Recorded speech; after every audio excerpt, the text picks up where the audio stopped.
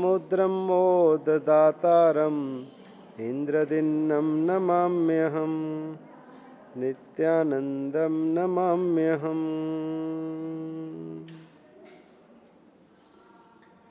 परम तारक परम परमात्मा के चरणों में अनंत अनंत वंदन।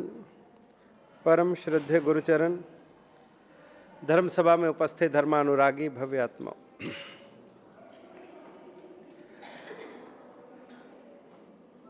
कोई खेत हो और उस खेत में अगर फसल उगी हुई हो तो उस उगी हुई फसल को, अपने खेत को बचाने के लिए किसान अपने खेत की बाउंड्री पर क्या लगा देता है? वाड़ लगा देता है। वो कंटीली झाड़ियों की वाड़ लगा देता है ताकि उसका खेत क्या रहे? सुरक्षित रहे। एक किसान अपने खेत में उगी हुई फसल को सुरक्षित रखने के लिए खेत के बाउंड्री के ऊपर में वह वाड़ लगा देता है, बाउंड्री वाल बना देता है ताकि उसकी फसल बची रहे। एक जोहरी होता है, उसके पास में हीरा है और वह हीरे को लाल रंग के कागज में लपेटता है। फिर उस कागज को एक छोटी सी लाल कलर की थैली उसके अंदर डालता है। फिर उस थैली को एक छोटी डिब्बी में डालता है। फिर उस डिब्बी को बड़े डब्बे में डालता है। फिर उस डब्बे के ऊपर फिर थैली लगाता है। फिर उसको अलमारी में लगता है। अलमारी में भी लॉकर होता है। लॉकर के अंदर, तिजोरी के अंदर वह उसको रखता है। ये सारी, इतनी सारी चीजें किसके लिए? हीरे की सुरक्षा के लिए। एक किसान अपनी फसल को बचाने के लिए वाड़बंदी करता है। एक जोहरी अपने छोटे से हीरे को संभालने के लिए, उसकी हिफाजत के लिए, उसकी सुरक्षा के लिए कागज, कागज, थैली, थैली के ऊपर डिब्बी, डिब्बी के ऊपर में डब्बा, डब्बे के ऊपर थैली, थैली अलमारी, अलमारी दीवार में, और अलमारी के अंदर लॉकर, लॉकर के अंदर में डिब्बा। तो कितना कुछ एक हीरे की हिफाजत के लिए करता है। उसी तरह से ज्ञानी भगवंत कहते हैं, ये जो व्रत हैं, नियम हैं, पच्चखान हैं, ये हमारी आत्मा की सुरक्षा के लिए हैं। ये सब चीजें हमारी आत्मा की सुरक्षा के लिए हैं। अगर किसान वाड़बंदी ना करे तो कोई भी जंगली जानवर आकर के, बाहर के घूमने वाले व्यक्ति आकर के उसकी फसल को नुकसान कर सकते हैं। अगर हीरे को खुला छोड़ दिया जाए तो हीरे को कोई चुरा के ले जा सकता है। उसी तरह से यदि हम विरति में नहीं हैं, अगर हम पचखान में नहीं हैं, अगर हम व्रतों को स्वीकार नहीं करते हैं, नियम, प्रतिज्ञा और अभिग्रहों को स्वीकार नहीं करते हैं, तो हमारी आत्मा का जो आत्म खजाना है वो कौन से चोरों के द्वारा लूटा जाता है? कषायों के द्वारा, विषय वासनाओं, विकारों के द्वारा। ये जो राग द्वेष रूपी चोर, डाकू, लुटेरे हैं, ये जब तक हम पचखान में, विरति में, व्रतों में नहीं आते तो ये लुटेरे हमारे आत्म घर में घुस करके और हमारी फसल को, हमारे आत्म गुणों को तहस नहस कर देते हैं। आत्मा रूपी जो हीरा है ये उसको चुरा लेते हैं। इसलिए ये जो व्रत है, नियम है, पचखान है, ये हमारे लिए कोई बंधन नहीं है। हमने इनको बंधन मान लिया। क्या खेत की वाड़ खेत के लिए बंधन है? उसकी सुरक्षा है। एक योद्धा रणभूमि में युद्ध के लिए जाता है और युद्ध के समय में दुश्मन से लड़ने से पहले वो शरीर के ऊपर में कवच धारण करता है। अस्त्र शस्त्र धारण करता है, सिर के ऊपर में भी वो हेलमेट पहनता है, बख्तरबंद होता है। तो एक योद्धा जब इतना भारी लोहे का कवच पहनता है तो क्या वो उसके लिए बंधन है? क्या है उसके लिए? सुरक्षा कवच है। उसी तरह से हमें भी यह समझना है कि ये जो व्रत नियम पचखन है ये हमारे लिए बंधन नहीं है, ये हमारी सुरक्षा के लिए है। ये जो हमारी आत्मा का खजाना है, यदि उसको बचा के रखना है, संभाल के रखना है, सहेज के रखना है, तो उसके लिए इन व्रतों को स्वीकार करके जीवन पर्यंत इसको निभाना, ये हमारी सुरक्षा है। बहुत सारे लोग व्रतों को बंधन समझते हैं। नहीं नहीं नहीं, हम नहीं व्रत लेंगे, ना ना, हमको पचखा नहीं चाहिए। अगर व्रत नहीं, पचखा नहीं, नियम नहीं, तो समझ लेना कि आपके आत्मा रूपी खेत में कोई भी जंतु घुस करके आपकी आत्मा को नुकसान पहुंचा सकता है।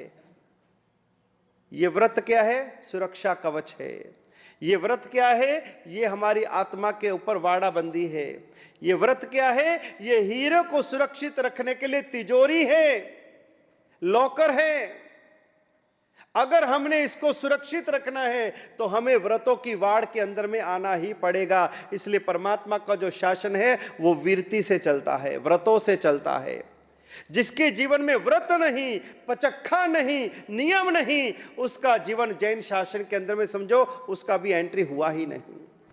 हमारे यहाँ पर श्रावक श्राविका, साधु साध्वी श्रावक श्राविका, यह चतुर्विध संघ कहा गया है। जिन्होंने 5 महाव्रतों को धारण किया है उनको कहते हैं साधु साध्वी जी भगवंत। और श्रावक श्राविका कौन हुए? जिन्होंने जैनिया दे घर च जन्म लिया, हो गए श्रावक श्राविका। असी जैनिया, बस असी श्रावक श्राविका हो गए। क्या केवल जैन कुल में जन्म लेने से आप परमात्मा के शासन के अंग माने जाओगे? कभी नहीं। जब तक आपके जीवन में व्रतों नहीं आते, जो परमात्मा ने गृहस्थ जीवन के लिए, सांसारिक जीवन के लिए जो उन्होंने व्रतों का विधान किया है, जब तक उनमें से कोई भी व्रत आपके जीवन में नहीं आता, आप श्रावक और श्राविका की कोटि में आते ही नहीं हैं। हम सोचते हैं कि हम जैन हैं, भगवान महावीर स्वामी के हम श्रावक हैं, हमें श्रावक श्राविका कहकर के संबोधित किया जाता है। लेकिन भले आप माने, आप अपने आप को लेबल जरूर लगा लें, लेकिन यदि हम परमात्मा की दृष्टि से देखें तो हमारे जीवन में यदि 12 व्रतों में से कोई भी व्रत नहीं है तो समझ लेना हम अभी तक श्राविक श्राविक कोटि में आए ही नहीं हैं। ये जो वीरति धर्म की आराधना है आपकी, अभी आप वीरति धर्म में हैं, अभी आप सुरक्षा कवच में हैं, अभी आप व्रतों की वाड़ में सुरक्षित हैं। जिस तरह से कोई नदी होती है और नदी तभी तक सुरक्षित है जब तक वो दोनों किनारों के अंदर बहती है। जब तक दोनों किनारों में बहती है तब तक नदी सुरक्षित है। और यदि नदी अपने किनारों को तोड़कर बहने लगे तो क्या होगा? अपने किनारों को तोड़ दे तो बाढ़ आ जाएगी, तहस नहस हो जाएगा। गांव के गांव, शहर के शहर जलमग्न हो जाएंगे, तबाही हो जाएगी। यदि नदी अपने किनारों को तोड़ दे तो चारों तरफ जल थल हो जाएगा। उसी तरह से हमारा जीवन यदि अनुशासन में है, यदि अनुशासन के किनारों के अंदर में हमारा जीवन चल रहा है तो व्यवस्थित नदी की भांति बह रहा है। और यदि हमने व्रतों की वाड़ को, व्रतों के किनारों को, हमने अनुशासन को भंग कर दिया और उसमें से यदि बाहर आ गए तो हमारी भी हालत तबाही जैसी हो जाएगी। जिस तरह से सीता तभी तक सुरक्षित थी जब तक उसने लक्ष्मण रेखा को लांघा नहीं था, तब तक सीता उसमें सुरक्षित थी। उसको रावण छू भी नहीं सकता था, अपहरण भी नहीं कर सकता था। रावण ने यह देख लिया कि सीता जब तक ये लाइन क्रॉस नहीं करेगी, ये लक्ष्मण रेखा को रांगेगी नहीं, मैं इसको उठा करके अपहरण करके नहीं ले जा सकता। और उसने सीता को बाहर आने के लिए मजबूर किया। और जैसे ही सीता ने उस लक्ष्मण रेखा का उल्लंघन किया और रावण सीता का अपहरण करके ले गया, उसी तरह से इन व्रतों का, नियमों का यदि हमने उल्लंघन किया, यदि जानते अनजानते किसी भी तरह से हमारे से इन व्रतों के अंदर में दोष लगे, अतिचार हुए, तो हमारे भी आत्म गुणों को कोई लूट करके ले जा सकता है। वैसे तो लूटे ही चुके हैं। एक बहुत बड़ा अवसर हमें मिला है वीरती धर्म की आराधना का।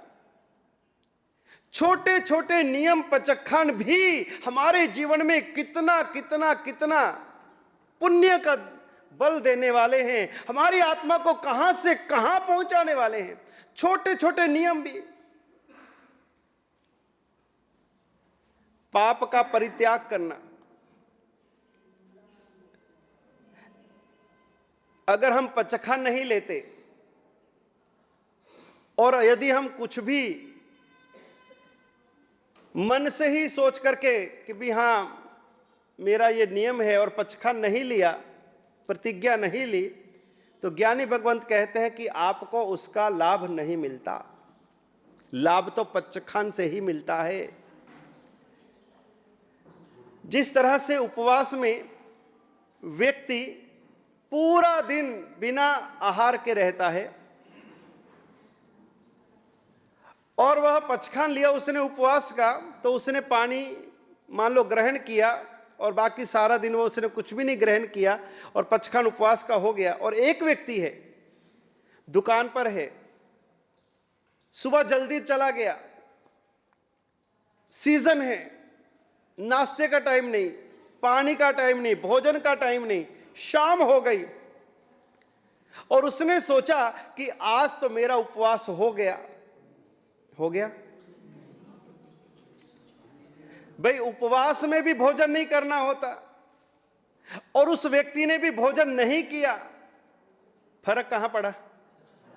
पचखान नहीं लिया, प्रतिज्ञा नहीं ली। जो परमात्मा ने जो पचखान की विधि बताई है, भले उसने भी कुछ नहीं खाया, उसने भी कुछ नहीं खाया, लेकिन फर्क कितना है, उसने प्रतिज्ञा पूर्वक पचखान पूर्वक उपवास को ग्रहण किया है और एक व्यक्ति भले सारा दिन भूखा प्यासा रहा है लेकिन उसने पचखान नहीं किया है, तो उसको भूखे रहने का भी कोई फल मिलने वाला नहीं है। हमारे यहां अनेक प्रकार के पचखान हैं। मुख्य रूप से 10 प्रकार के पचखान का वर्णन आता है और उसमें से वर्तमान में जो प्रचलित पचखान है उसको बोलते हैं अद्दा पचखान। अद्दा यानी कि ये समय से संबंधित है। हमारे वर्तमान में जितने पचखान हैं ये समय से संबंधित पचखान है। नवकारसी, पोरसी, साढ़ पोरसी, फिर आपके पूरीमुड, अवड, फिर निवी, आयम्बिल, एकलठाना, उपवास, ये जितने पचखान हैं ये समय के साथ जुड़े हुए हैं, इसलिए इनको बोलते हैं अद्दा पचखान। और इन पचखानों के साथ में एक और पचखान साथ में जुड़ता है, जैसे कि नवकारसी है। तो नवकारसी का अर्थ क्या? सूर्योदय होने के 48 मिनट के बाद, 2 घड़ी के बाद मुंह के अंदर में अन्न जल ग्रहण करना, उसको बोलते हैं नवकारसी। लेकिन 2 घड़ी का समय हो गया, नवकारसी आ गई, लेकिन उसके साथ में एक संकेत पचखान जोड़ा जाता है कि नवकारसी तो आ गई, लेकिन जब तक मुट्ठी संयम, जब तक मैं मुट्ठी बंद करके और 3 नवकार न गिन लूं, नवकार पूर्वक मैं मुट्ठी बंद करके न कर लूं, तब तक के लिए मेरा पचखान।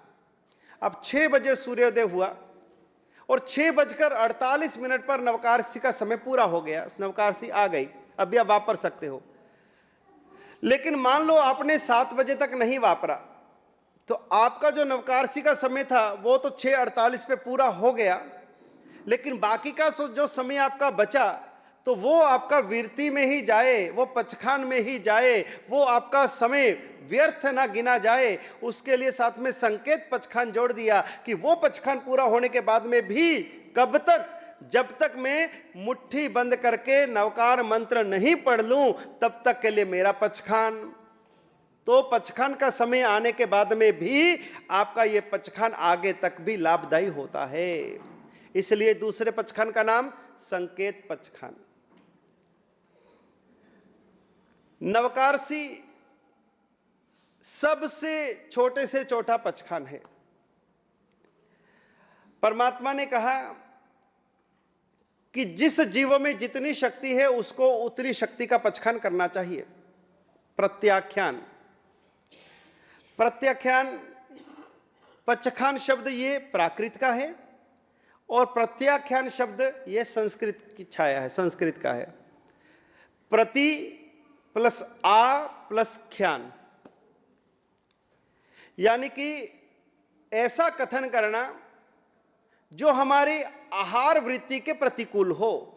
जो हमारी बार बार आहार वृत्ति चलती है उस समय साधक सोचता है कि अरे मैं तो आत्मा हूं और मेरा स्वभाव अनाहारी है, तो मैं आहार जो ग्रहण कर रहा हूं ये आहार तो शरीर के लिए है, इस शरीर को साधना में टिकाए रखने के लिए है। तो जो आहार की आसक्ति है उस आहार की आसक्ति को तोड़ने के लिए मैं यह आहार का अमुक समय के लिए मैं प्रत्याख्यान करता हूं, इस आहार का त्याग करता हूं।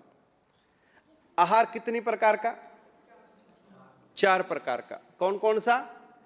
अशन, पान, खादिम, स्वादिम।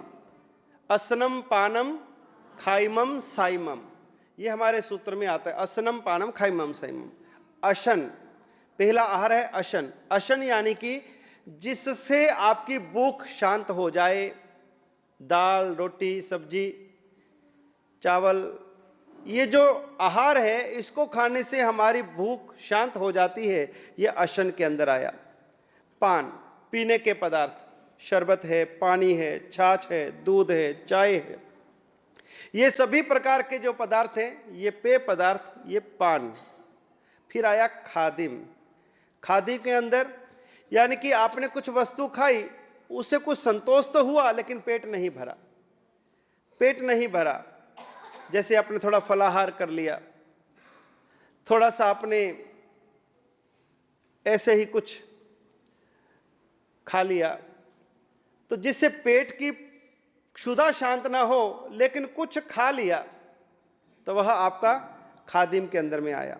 और चौथा है स्वादिम, यानी कि जिससे भूख भी शांत ना हो, केवल मुंह के टेस्ट के लिए, स्वाद के लिए, मुखवास है, सौंफ है, सुपारी है, इस तरह की जो चीजें हैं, तो ये स्वादिम के अंदर में इनका शामिल किया गया। तो पचखान के अंदर में असनम, पानम, खाइमम, साइमम, इन चारों प्रकार के आहारों का त्याग करके हम लोग जो भी वापरना है, इसके अंदर में उपवास है तो आपको पानी की छूट रख करके बाकी के 3 आहार का त्याग करना। अगर पानी भी नहीं वापरना तो 4 प्रकार के आहार का त्याग आपको करना होता है। उसमें भी नवकारसी, पौरसी, ये आपको जो पचखान है उगए सूर्य के साथ में चलते हैं और बाद में सूर्य उगए के पचखान चलते हैं, यानी सूर्य उदय के बाद का जिनका समय आता है। कुछ पचखान सूर्योदय से पहले लिए जाते हैं, कुछ पचखान सूर्योदय के बाद में भी लिए जा सकते हैं। पचखान सुबह प्रतिक्रमण के समय में सबसे पहले पचखान लिया जाता है। जब हम सुबह का प्रतिक्रमण करते हैं, राई प्रतिक्रमण, उसमें सबसे पहले पचखान लिया जाता है। लेकिन वो पचखान धारण किया जाता है, मन में धारा जाता है। उस समय व्यक्ति स्वयं सोचता है कि मेरे में कितनी शक्ति है पचखान करने की, क्या मैं उपवास कर सकता हूं? बिल्कुल कर सकते हैं, कोई दिक्कत नहीं। शरीर में इतनी शक्ति है कि मैं उपवास में रह सकता हूं। तो कितने उपवास कर सकता हूं?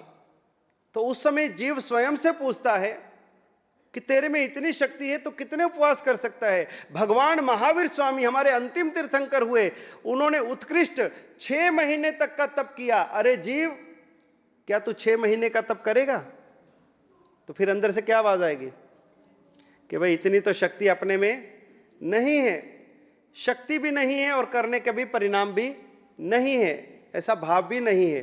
तो 6 महीने से हम तप चिंतवनी से शुरू होते हैं और 6 महीने से फिर एक एक दिन कम करते हुए नीचे आना है। फिर 1 दिन कम 6 महीना, फिर 2 दिन कम 6 महीना, फिर 5 महीना, ऐसे करते 4 महीना, 3 महीना, 2 महीना, 1 महीना। फिर आया कि तू मासिक शमन कर सकता है। फिर कहेगा कि भाई शक्ति भी नहीं, परिणाम भी नहीं। फिर 29 दिन, 28 दिन, 27, ऐसे करके 20, फिर आगे 15 पाशक शमन, फिर आगे 8, 7, 6, 5, 4, 3, 2, 1। अभी लगा कि चलो आज हमारे एक उपवास करने का भाव है, तो फिर वहां आके रुक जाने का कि भाई एक उपवास तो तेरे में शक्ति इतनी तो कर ले। तो फिर क्या बोलेंगे, शक्ति भी है, परिणाम भी है। जहां तक आपको जो पचखान करना है वहां पर क्या बोलना है, शक्ति भी है, परिणाम भी है। अब मान लो आपने अपने जीवन में 30 उपवास कर रखे, लेकिन आज करना आपको एक ही उपवास है, लेकिन 30 तक आप अपनी शक्ति प्रकट कर चुके हो। तो जैसे आप 30 पे आओगे तो उस समय मन में क्या बोलना कि 30 उपवास करेगा आज, तो फिर अंदर से आवाज आएगी, शक्ति है लेकिन परिणाम नहीं। 30 की शक्ति तो है मेरे में क्योंकि मैं कर चुका हूं, तो शक्ति है, परिणाम नहीं। 29 शक्ति है, परिणाम नहीं। 28 शक्ति है, परिणाम नहीं। इस तरह से करते करते एक उपवास शक्ति है, परिणाम भी है। तो एक उपवास किसमें करेगा, तो पानी के बिना का करेगा कि पानी वाला, चौविहार या तिविहार? बोला तिविहार करना है। तो कब पानी कब वापरना, अवड में, पूरी मुड में, साढ़ पोरसी में, पोरसी में। बड़ा पचखान पोरसी तक चलता है। एकाशना करो, आंबिल करो, निवी करो, लास्ट आपको इसको कब पारना, कम से कम पोरसी होनी चाहिए। और अपने उपधान तप हो तो पूरी मुड में, उपधान तप हो तो ये निवी का पचखान, आंबिल का पचखान, उपवास का पचखान पूरी मुड के अंदर में पारने का विधान आता है।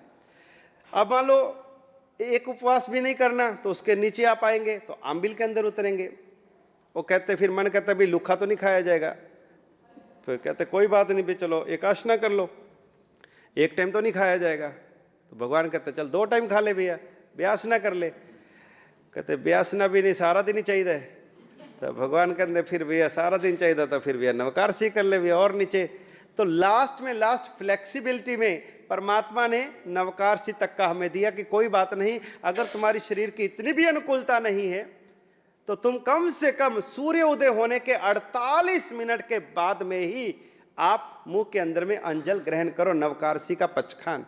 तो आपको बताया भी है कि नवकारसी का पचखान करने वाली आत्मा, नरक में कोई जीव 100 वर्षों तक रहकर जितने कर्मों का क्षय नरक के दुखों को झेल करके करता है, नरक के अकथ्य वेदनाओं को झेल करके 100 वर्षों तक का रह करके झेल करके करता है, उतने कर्मों का क्षय केवल एक नवकारसी करने वाली आत्मा करता है।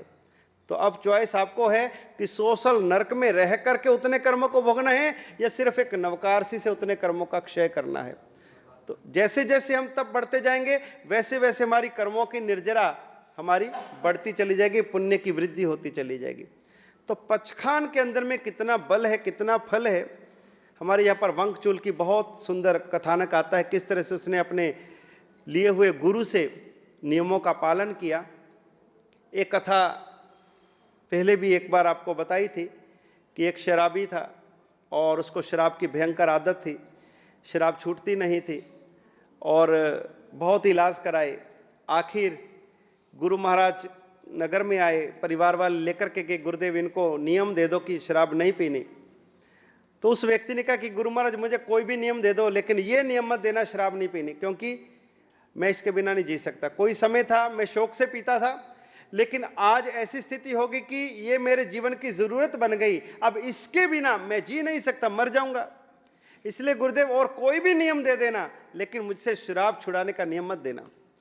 तो गुरु महाराज ज्ञानी थे, उन्होंने कहा कोई बात नहीं भैया, तुझे नियम ही ऐसा दूंगा तो पालन तो करेगा ना। उसने कहा कि मैं, आप अगर इसके अलावा कोई नियम देंगे तो उसका मैं अखंड पालन करूंगा, दृढ़ता से पालन करूंगा।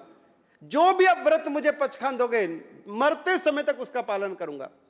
गुरु महाराज ने बोला चलो कोई बात नहीं, तेरे को शराब की लत लग चुकी है, अब तू इसको छोड़ नहीं सकता, शराब तेरी जीवन की एक बिल्कुल साथ जुड़ गई है। कोई बात नहीं, ऐसा कर, मैं तुझे एक डोरी देता हूं, तू डोरी अपने पास रख ले।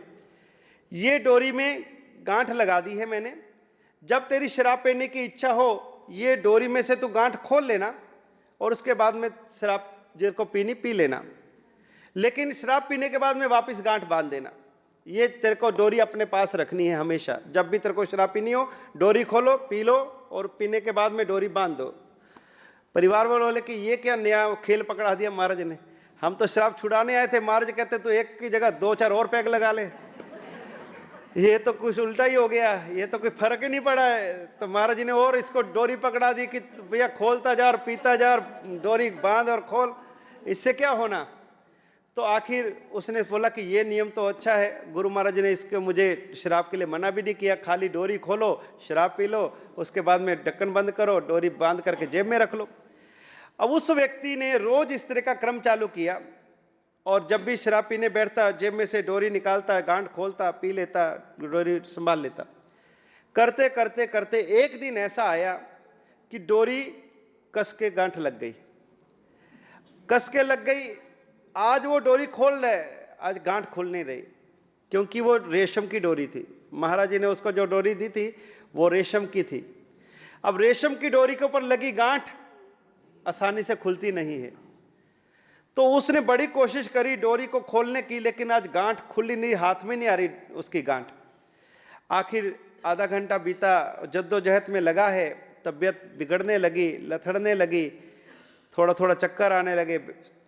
तो परिवार वालों ने देखा कि भाई इसका तो हालत खराब हो रहा है और ये डोरी लेकर लगा हुआ है।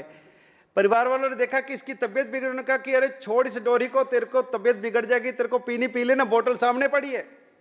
उसने कहा नहीं, एक ही तो नियम लिया मैंने गुरु महाराज से, जिंदगी में एक ही तो नियम लिया है और वो नियम मुझे मरते दम तक उसका पालन करना है। मुझे पता है कि अगर मैं नहीं पी पाया तो मैं मर जाऊंगा, लेकिन मरना कबूल है, लेकिन मैं नियम का भंग तो नहीं करूंगा। गुरु महाराज से नियम लिए, उनके नियम को, उनके दिए पचखान को मैं ऐसे छोड़ दूं? नहीं, ये तो नहीं होगा। वो डोरी खोलता है, नहीं खुलती। अब हाथ भी कांपने लगे, शरीर भी कांपने लगा, नहीं हाथ चल रहा। आखिर बोतल सामने पड़ी है, गिलास पड़ा है, डोरी खोल रहा है, डोरी नहीं खुली सो नहीं खुली। अपने तो पचखान लिया और उसके बाद में चला लेते हैं। इतने कड़ा मारी देख रहे, मारी कड़ा देख भी लेते, केड़ा उन्होंने कुछ कहना है। साढ़े मारे इन्ने सारे कुछ कहने वाले तो है ही नहीं, असी करते रहेंगे अपने हो हल्ला। इतने छूट छाट ही है, सब है कि है। जो मर्जी करो, जो मर्जी चलाओ, कोई कुछ कहने वाला नहीं। लेकिन आपके व्रतों में ही आप खुद दोष लगा रहे हो, आपके पचखान को आप खुद ही भंग कर रहे हो। आपने जो परमात्मा की साक्षी में नियम लिए हैं, चतुर्मुख परमात्मा की साक्षी में आपने प्रदक्षिणा लगा करके पोषद व्रत को स्वीकार किया है, सामायिक व्रत को स्वीकार किया है, सभी पाप कार्यों को, पाप प्रवृत्तियों का आपने त्याग किया है। परमात्मा की साक्षी थी, गुरु महाराज की साक्षी थी, चतुर्विध श्री संघ की साक्षी के अंदर में आपने यहां पर व्रतों को स्वीकार किया है। और उन व्रतों के प्रति यदि कोई सद्भाव नहीं, श्रद्धा नहीं, आदर नहीं, विनय नहीं, बहुमान नहीं, और उन व्रतों में अब मन चाहे अब दोष लगा रहे हो, कौन देखने वाला है? लेकिन याद रखना, परमात्मा और आपकी आत्मा तो देख ही रहे हैं। आपकी आत्मा अंदर से गवाही देगी कि तूने क्या किया। जिन चीजों को तू छू नहीं सकता था, तूने उन चीजों का स्पर्श किया। जो चीजें तेरे लिए वर्जित थी, तूने उनका सेवन किया। जो जो व्रतों के अंदर में तुझे निभाना चाहिए, तूने उनको स्वीकार नहीं किया। तूने तेरी बुद्धि से, तेरे मन से, तेरी इच्छा से तूने उन व्रतों के अंदर में दोष लगा दिए। गुरु महाराज से आलोचना मिल जाएगी। ये आलोचना नहीं है, ये अतिचार अनाचार नहीं, ये तो उससे भी आगे पाप है। अतिचार की तो फिर शुद्धि है, गलती से हो गया, अतिचार लग गया, अतिचार की तो फिर शुद्धि है। अतिचार अनाचार, ये तो फिर अनाचार हो गया। हमारे यहां चार बताए, अतिक्रम, व्यतिक्रम, अतिचार, अनाचार। अतिचार तक तो फिर भी शुद्धि है, लेकिन अनाचार फिर तो अपने आचार का भंगी कर दिया, फिर तो कुछ बचा ही नहीं। एक बार गलती हो के दूसरी बार ना करे वो तो समझ में आता है, फिर उस गलती को दोहराते जाए दोहराते जाए दोहराते जाए तो आपका व्रत भंग। तो हमने परमात्मा की साक्षी में जो छोटे छोटे नियम ग्रहण किए उनकी पालना कौन करेगा? अरे जीवन पर्यंत तो हमने ये व्रत नहीं लिए, थोड़े समय के लिए, थोड़े दिनों के लिए हमने वृत्ति धर्म को स्वीकार किया है। उसमें भी यदि हम विशुद्ध रीति से यदि हम आराधना नहीं कर सकते तो ये व्रत हमारे किस काम के आएंगे? कहां से हमारे ऊपर में प्रभु की कृपा होगी? कहां से देवी देवता का अनुग्रह बरसेगा? कहां से सम्यक दृष्टि देवी देवता आकर के हमारे सहयोगी बनेंगे? कहां से वो क्रिया और वो जो तप है, वो जो हमारी जिन शासन की ये जो सारे अनुष्ठान हैं, इसका जो प्रतिफल आना चाहिए, जो जीवन के अंदर में अनुभूति आनी चाहिए, जो आपके भीतर के अंदर में एक परिवर्तन आना चाहिए, वो कैसे आएगा? क्योंकि व्रतों के प्रति आदर ही नहीं है। अरे साधक तो छोटा सा दोष करने से भी घबराए, अरे मैं स्विच बोर्ड को हाथ कैसे लगा दूं, अरे वायर से मेरा स्पर्श कैसे हो जाए, अरे मैं इतने दिनों के लिए वृत्ति धर्म में हूं, मैं कैसे फोन को यूज कर लूं, मैं कैसे हंसी मजाक कर लूं, मैं कैसे बिना देखे चलूं, दौड़ूं, भागूं, निकलूं, बिना मुंह पत्ती के प्रयोग के मैं कैसे भी बोलूं, बिना परमार्जना किए मैं कैसे भी बैठ जाऊं। मेरे को अपने व्रतों की, जिन व्रतों को मैंने स्वीकार किया है, उन व्रतों की पालना मुझे पता ही नहीं कैसे करनी। स्वीकार तो किया लेकिन पालना के लिए हम बेपरवाह हो गए। हमको जागृति रखनी है कि अभी हमें किस तरह से बोलना, कैसे चलना, कैसे खाना, कैसे उठना, कैसे बैठना, किस तरह से हर विधि के अंदर में, ताकि जीवन का एक आदर्श बन जाए। वो है व्रतों की पालना। उससे तो वो शराब भी अच्छा। उसने कहा मैं व्रत में दोष नहीं लगाऊंगा, मरना कबूल है, मर जाऊंगा, ज्यादा से ज्यादा द्रव्य प्राण चले जाएंगे ना, भाव प्राण तो सुरक्षित है ना, मरना तो है ही। क्यों ना व्रत की पालना करते करते, एक व्रत गुरु महाराज ने दिया है उसके लिए मैं दोष लगा दूं? नहीं, डोरी नहीं खुली सो नहीं खुली, और उस बंदे ने शराब नहीं पी सो नहीं पी। आखिर शराब नहीं पीने के कारण और उस व्यक्ति का काल धर्म हो गया, मौत के मुंह में चला गया, तड़पड़ा के छटपटा के। लेकिन अंतिम समय में भी उसके मन में अपने व्रत के प्रति आदर था, बहुमान था। मैंने गुरु महाराज को दिया वचन, मैंने निभाया। गुरु महाराज ने मेरी अनुकूलता से मुझे नियम दिया, मैंने उसको अच्छे से निभाया। मरते समय तक अनुमोदना थी। मैंने जीवन में एक सुकृत किया कि अपने लिए व्रत को मैंने दोष नहीं लगाने दिया। और आखिर वह शराबी, शराब पीने वाला शराबी, केवल इतना सा नियम, डोरी की गांठ खोलने और बांधने के नियम वाला इतना सा पालन करने के प्रभाव से वह शराबी मर करके शाश्वत तीर्थ शत्रुंजय महातीर्थ के अधिष्ठायक देव कपर्दी यक्ष के रूप में उसका जन्म हुआ। आज जो कवड़ यक्ष अभिराम, जो हम शत्रुंजय तीर्थ के हमारे शाश्वत तीर्थ है, पूरे 3 लोक में जिस तीर्थ के समान दूसरा कोई तीर्थ नहीं, जिसका कोई सानी नहीं है, ऐसा एकमात्र कोई तीर्थ है तो सिद्ध गिरिराज शत्रुंजय महातीर्थ है। और ऐसे महान तीर्थ के यदि कोई अधिष्ठायक देव हैं तो वह कपर्दी यक्ष हैं। और वह कपर्दी यक्ष कौन है? उस शराबी की आत्मा। कहां से कहां ट्रांसफर हो गया। इतना सा नियम पालन किया, शराब नहीं छूटी, भले नहीं छूटी, लेकिन व्रत का जो पालन किया, नियम का पालन किया, उस नियम के कारण से वो कहां से कहां गए।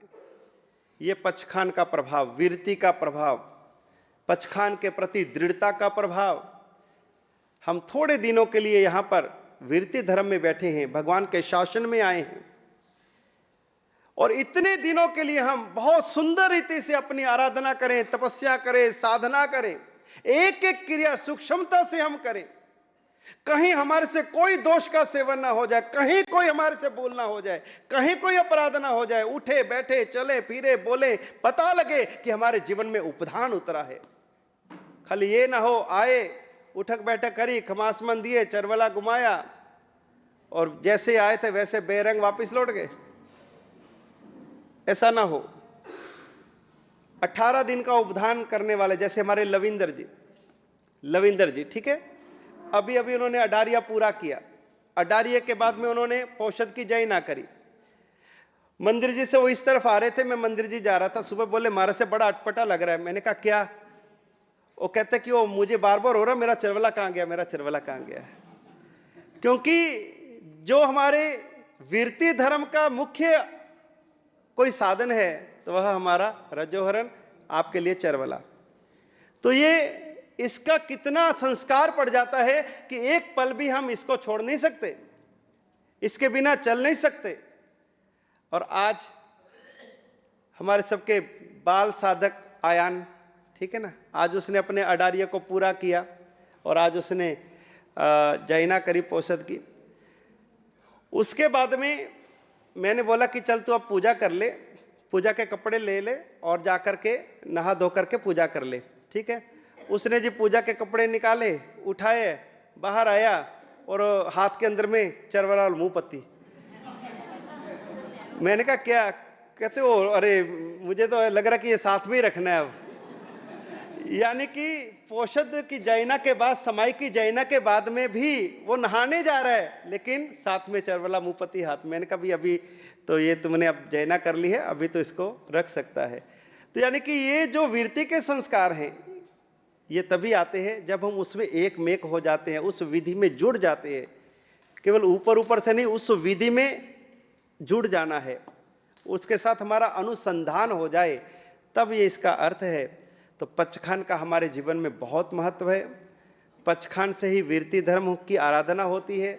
बिना पचखान के आप मन से सोचो कि मैंने तो मन में सोच लिया, मन से सोचने से हो जाता, कोई पचखान लेने से थोड़ी होता। कई लोग डरते हैं, पचखान नहीं लेना महाराज जी, एनजी करा दो, बस मन में धार लिया हमने महाराज जी हो गया। ऐसे कुछ नहीं होता, पचखान तो लेना ही पड़ता है। मन में धारने से कैसे हो जाएगा? सांसारिक जीवन में कितने कार्य ऐसे हैं, सांसारिक जीवन में कितने कार्य ऐसे हैं कि जिनको हम बंधन रूप में नहीं मानते, उनको बंधन नहीं मानते, लेकिन धर्म के कार्यों के अंदर में हम बंधन मानते हैं। यहां पर बड़ा डरते हैं, महाराज जी पचखान लिया टूट जाएगा फिर। अरे पहले लहो तो से जो तो टूटेगा वो तो देख लेंगे ना। पचखान लेना, उसके बाद किसी कारण से अगर वो टूटता है तो उसकी फिर भी आलोचना है, उसका फिर भी उपाय है। और पचखान लेना ही नहीं, ये सबसे बड़ा अपराध है। आगार रखे, हर पचखान में ज्ञानी भगवंतों ने छूट दी है, आगार दिए हैं। अगर आपसे किसी भी तरह से कोई भी व्रत के अंदर दोष लग गया तो आगार के कारण आपको छूट रहती है, आपका पचखान टूटता नहीं है, भंग नहीं होता है। अब कच्चे पानी का मान लो त्याग है आपका एकाशने के अंदर में, आप चल रहे हैं, बारिश आ गई तो पानी से भीग गए तो थोड़ा सा एक आध बूंद कोई मुंह में चली गई, आपको लगा कच्चा पानी चला गया। अकस्मात सहसाकार अगर मुंह में कच्चा पानी चला भी गया एक आध बूंद, और तब भी ज्ञानी भगवंत कहते कि आपका पचखान भंग नहीं होगा। लेकिन अब पानी पीना ही शुरू कर दो, फिर तो गए काम से। अगर बाय चांस ऐसा कुछ हो गया तो कोई बात नहीं। तो इस तरह से उसमें बहुत सारे आगार हैं, अलग अलग पचखान में, नवकारस में अलग आगार हैं, पोरसी के आगार हैं, साठ पोरसी के, एकाशने के हैं, नीवी के हैं, आंबिल के हैं, उपवास के हैं। सबके अंदर में ज्ञानी भगवंतों ने छूट दी है कि अगर ऐसे ऐसे हो जाए तो कोई दिक्कत नहीं। जैसे आपको सिखाया गया कि गुरु भगवंत आए तो क्या करना, तुरंत खड़े हो जाना। अभी आप घर में बैठे हैं, एकाशना कर रहे हैं, इतने में द्वार के ऊपर धर्म लाभ और आप एकाशना करने बैठे हैं, तो उस समय एकदम से गुरु महाराज हमारे घर में आए और आप उठ गए, तो क्या हुआ? पचखान नहीं। गुरु अबुत्थानेनम, अगर गुरु महाराज आए और आपको भान नहीं लगा और एकदम से आप उठ गए, गुरु अबुत्थानेनम, गुरु के आने पर आप उठ गए, लेकिन एकदम ध्यान आया कि मेरे एकाशना है, व्यासना है, आंबिल है, वापिस आप बैठ गए, तो गुरु बुठान, वो उठने के बाद में भी आपका पचखान भंग नहीं होगा। लेकिन उठने के बाद में फिर दौड़ना ही चालू कर दिया, चलो भैया आप तो उठ गए, फिर जाके बह जाएंगे गुरु बुठान। ऐसा नहीं, पचखान सहसाकार कोई गलती हो जाए तो वो आगार के रूप में मान्य है। तो इस तरह से सांसारिक कार्यों के अंदर में हर चीज हमें बंधन रूप में नहीं लगती। लेकिन यहाँ पर पचखान लेने से नहीं महाराज जी पचखान ना दो, बस एन जी मन नीचे तार लो, मन में धारने से नहीं होता। अब सांसारिक जीवन में आपकी शादी हुई तो शादी आपका बंधन नहीं है क्या? बंधन है कि नहीं बंधन है? ये बंधन तो गाना ही बंधन से बना हुआ है, इसको बंधन नहीं मानेंगे। वहां पर बड़ी खुशी खुशी उस बंधन को स्वीकार करेंगे। वहां पर आप घर वालों को ये नहीं कहते नहीं नहीं मन में धार लिया, इसको ऐसे ले आओ घर में, ऐसे ही रख लेंगे, है ऐसे रख लेते हो घर में। वहां तो फिर जो भी नियम पालन है, जो भी उसके तरीके, वो सारे प्रोसीजर फॉलो करोगे। फेरे देने हैं, सब करना है। हाँ पंडित जो जो बोलेगा भैया ये करोगे, हाँ करेंगे, अरे तो कर देना यार साहब, सर सारे नियम उसमें फटाफट सारे ओके कर दोगे। उसमें भी कहते हैं मुसलमानी समाज में भी कबूल है, बाद में देखेंगे जो होगा, पहले एक बार तो कबूल करो। तो उन नियमों को, उन बंधनों को हम हंसते हंसते स्वीकार करते हैं। वहां बंधन जो वास्तविक बंधन है, संसार के बंधन है, वो बंधन नहीं लगते। लेकिन यहां पर बंधन लगता है, पचखान, नियम, प्रतिज्ञा, ना जीना। तो ये बंधन नहीं है, ये आपकी सुरक्षा कवच है। जिस तरह से खेत का वाड़ खेत के लिए बंधन नहीं है, उसकी सुरक्षा है।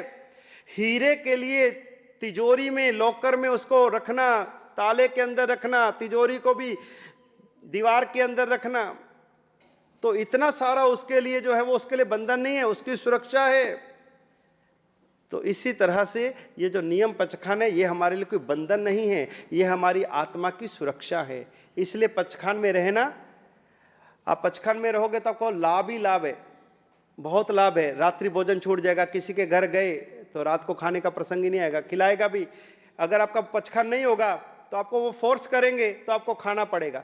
और अगर कह दो कि नहीं मेरे तो भी ब्यासना था, एकाशना था, वो बंदा वहीं पे लेट उठा के अंदर रसोई में ले जाएगा, बहुत शुक्रिया भैया चला। ब्याह में जाओ, शादी में जाओ, किधर जाओ, कहीं भी जाओ, कितनी चीजों से आप बच जाते हो। क्यों? पचखान आपको बचा देता है। और पचखान से आपका मन भटकता भी नहीं है। पता है कि आज मेरे उपवास है, तो जितनी मर्जी चीजें बनी, आपके मन को पता है कि भी तो मेरे आज उपवास है, इसमें मेरे को कुछ देखना ही नहीं, जाना ही नहीं। और खुला है तो आज दिखाना यार, थोड़ा टेस्ट तक करा, तो हमारी वृत्ति तुरंत बाहर जाती है। लेकिन आपको बचाया किसने? पचखान ने बचा लिया। तो ये पचखान हमारी सुरक्षा के लिए है। इसलिए हम इन व्रतों की, अपने पचखान की, अपने नियम की, अपनी प्रतिज्ञा की दृढ़ता से इसका पालन करें। हमें दृढ़ धर्मी बनना है। हमारे रोम रोम के अंदर में परमात्मा के वचनों के प्रति, जिन आज्ञा के प्रति दृढ़ भाव हो। मुझे अच्छे से अच्छा करना है, बाजू वाला क्या करता है उसकी आत्मा जाने, मुझे मेरी आत्मा के लिए करना है, मुझे अच्छा करना है। मेरे को ये उपधान की एक एक आराधना बड़ी गहराई से, सूक्ष्मता से मुझे करनी है, मुझे हर विधि पूरी करनी है। घर गृहस्थी के लिए इतनी दौड़ भाग करते हैं, इतने पसीने बहाते हैं, दिन रात एक करते हैं, रात भर जागरण करके हम सब कुछ काम करते हैं। घर में शादी आती है, सारी रात भर जाग करके हम काम करते हैं, हलवाइयों के पास बैठ करके काम करते हैं, गर्मियों सर्दियों भाग दौड़ करते हैं, मार्केट जाते हैं, पसीने से लथपथ हो जाते हैं। तो घर गृहस्थी के लिए इतनी दौड़ भाग करते भी हम थकते नहीं है। और यहाँ पर थोड़ी सी क्रिया विधि के अंदर में हमको थकान चढ़ जाती है, यानी कि क्रिया के प्रति वो सद्भाव, वो अनुष्ठान के प्रति वो आनंद का भाव, तब लगेगा कि हाँ हम कुछ उपधान तप की आराधना का आनंद लेकर के हैं। तो ये साधु जीवन का आस्वाद है, ये साधुता का आस्वाद है। इतनी ऊंची धर्म आराधना, इतना ऊंचा वीरती धर्म आपको पालन करने का अवसर मिला है। बहुत बहुत आपका सौभाग्य है। तो आज समय पूरा हुआ, तो आज इतना ही। हाँ जी, मंगल पाठ।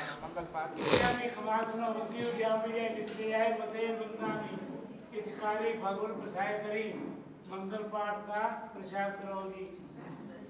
उपासर्गाक्षयम्यन्ति चिद्यन्ते विघ्नवल्लया मनः प्रसन्नतामेति पूज्यमाने जिनेश्वरे सर्वमङ्गलमाङ्गल्यं सर्वकल्याणकारणं प्रधानं सर्वधर्माणां जैनं जयति शासनम्।